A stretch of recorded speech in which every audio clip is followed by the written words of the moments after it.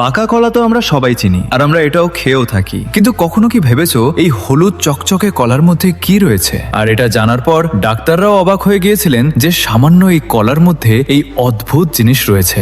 আর এটা না দেখেই আমরা ছোট বড় সবাই কলা খেয়ে ফেলি। আজকে তোমাদেরকে কোনো সিনেমার গল্প বা নাটক বলছে না, আজকে এমন ডার্ক রিলেটেড কথা বলতে যাচ্ছি যেটা শোনার পর হয়তো তুমি এই খাবারটা খাওয়া থেকে দূরে থাকবে। চলো আজকে এটাকে আমি নিজেই পরীক্ষা করি। প্রথমে একটা কলাকে ছোট অংশ একটা কেটে নিয়ে কাচের সাইডে রেখে মাইক্রোস্কোপের নিচে রাখলাম। এবার হচ্ছে আসল জিনিস দেখার পালা, কিন্তু সেটা দেখার পর তোমার নিজের চোখেও বিশ্বাস করতে পারবে না। তবে সেটি দেখার আগে বলুন আপনি এদের মধ্যে কাকে বেছে নেবেন? যদি আপনার উত্তর খারাপ কিছু হয় তাহলে ইগনোর করুন, আর যদি আপনার উত্তর এঞ্জেল হয় তাহলে লাইক সাবস্ক্রাইব করুন। মাইক্রোস্কোপের নিচে পাকা কলাটা আর সাধারণ ফলের মতো লাগছিল না, দেখা যাচ্ছিল অসংখ্য ছোট ছোট কোষ আর ঝিলমিল করা শর্করার কণা, যেন ভেতরে লুকিয়ে আছে এক রহস্যময় ক্ষুদ্র জগৎ। তবে অতিরিক্ত পাকা কলা খেলে শরীরে বেশি চিনি ও ক্যালোরি জমতে পারে, আর কিছু মানুষের পেট ফাঁপা বা হজমের সমস্যাও হতে পারে। এবার বলুন এই কলা কি আর খাবেন? কমেন্টে জানান।